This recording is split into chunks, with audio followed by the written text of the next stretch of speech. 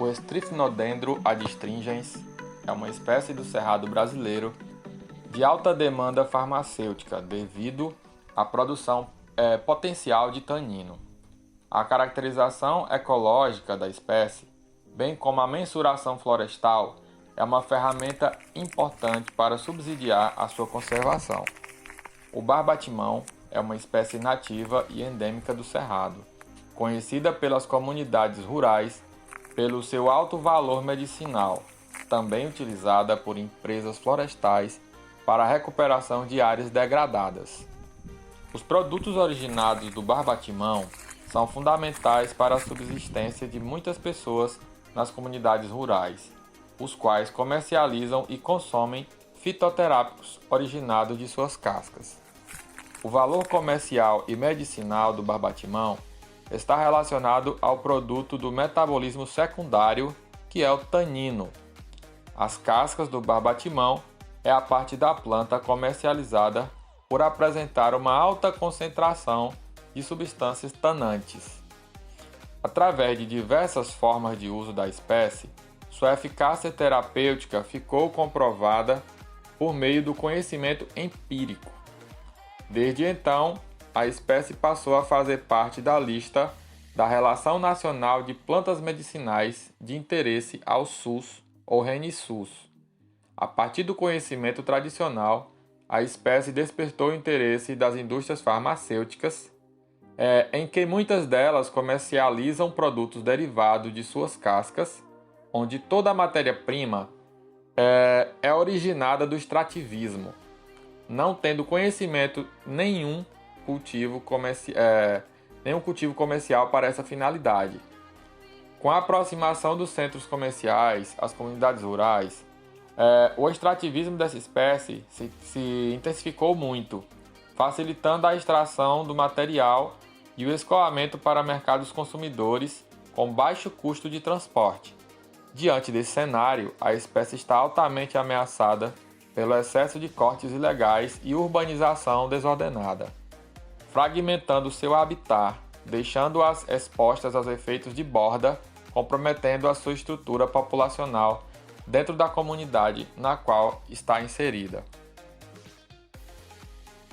O barbatimão, o gênero Strychnodendron, é bem distribuído pelo cerrado brasileiro, com cerca de 28 espécies comumente encontradas em Minas Gerais, São Paulo, Goiás, no Mato Grosso do Sul, no Maranhão, no Piauí, no Distrito Federal, no Tocantins e em alguns outros estados. Tem-se notícia até do estado do Pará também ter essa planta no seu bioma, tá?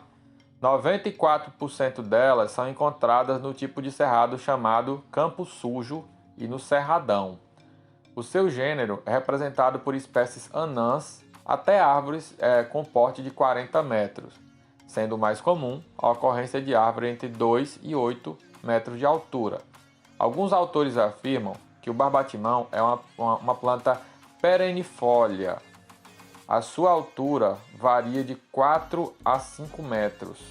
O tronco é tortuoso, de 20 a 30 centímetros de diâmetro, de folhas compostas, bipinnadas, apresentando 5 a 8 pares de pinnas, com 6 a 8 pares de folíolos em cada pinna, conhecida popularmente como barbatimão, barba de timão, chorãozinho roxo, casca da virgindade, uabatimô, abaramotemo, casca da mocidade, ibatimô, piracarana, fevereiro, faveiro e enche-cangalha.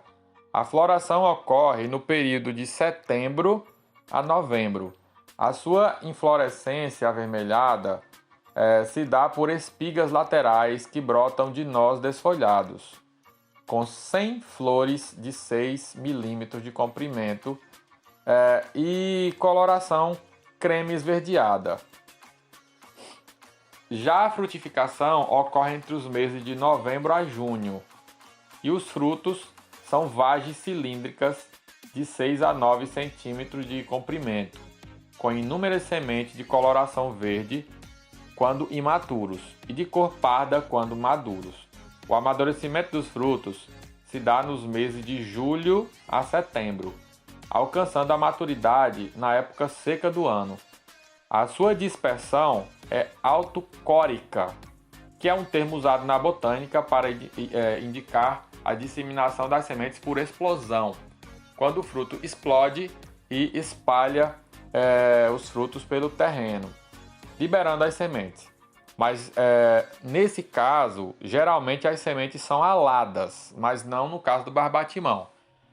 No caso, por exemplo, do sucupira, as sementes são aladas, elas têm asas e elas vão planando pelo terreno. No caso do barbatimão, não. Devido ao fato de poucas sementes produzidas serem viáveis à germinação, isso acarreta um alto valor no mercado de sementes, tendo o seu custo em média de R$ 80,00, o equivalente a 250 gramas, isso correspondendo mais ou menos a 3.375 unidades viáveis. O principal uso das cascas pelas comunidades é para o tratamento antibacteriano, anti-inflamatório, antisséptico, tratamento bucal, adstringente, cicatrizante. Os medicamentos produzidos a partir do princípio ativo do barbatimão são comercializados sob formas de cremes, pomadas, sabonetes, tinturas e extratos, sendo uma forma alternativa para o tratamento de infecções vaginais, por exemplo, e é muito utilizada também como antifebril e antimalárica.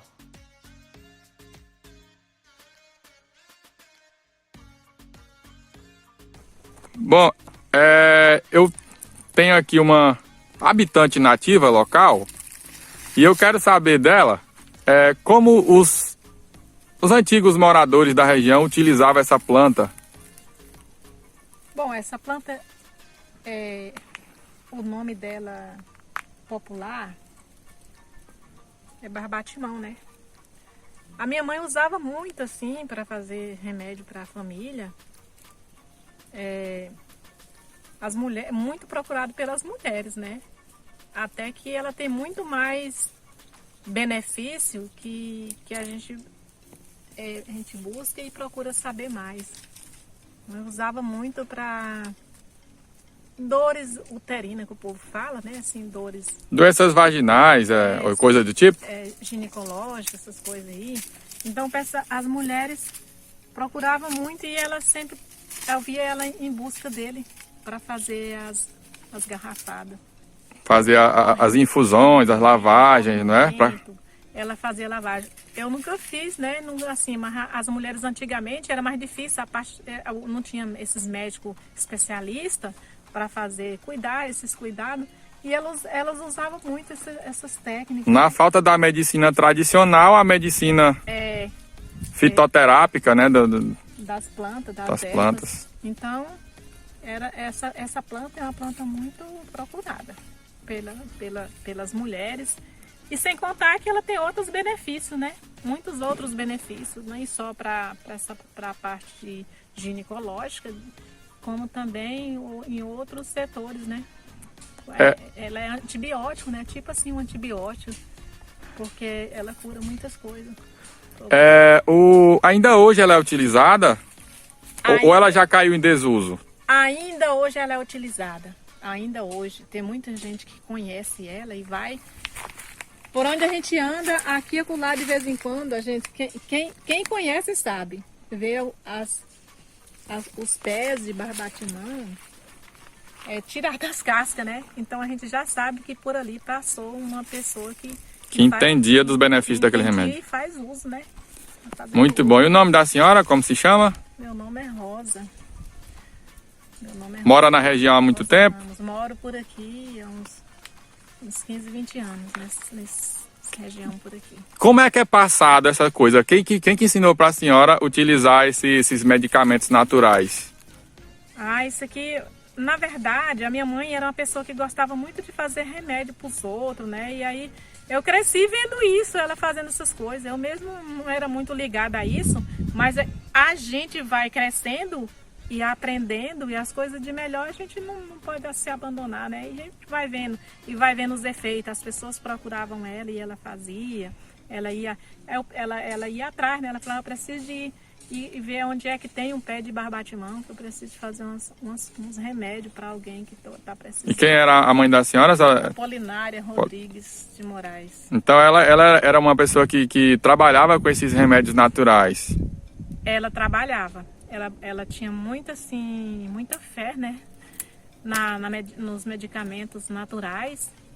E as pessoas já sabiam que ela conhecia algumas ervas que era importante, né, no tratamento de muitas coisas, e ela fazia seus remédios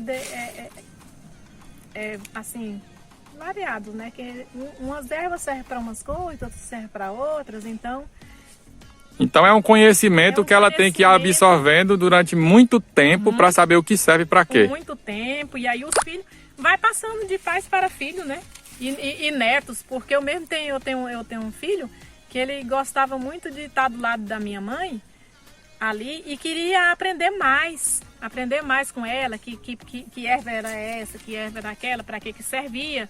E minha mãe, como gostava muito dos netos dela, ela sempre aqui e ali ela ia falando, né, para que servia para eles, mas era difícil ela falar, mas era segredo. Era segredo, ela falava que era segredo, né? Ela vivia essa duplicidade entre ser segredo e querer passar. Mas no final, assim, quando ela já estava bem velhinha, ela começou a repassar, né? Maravilha, muito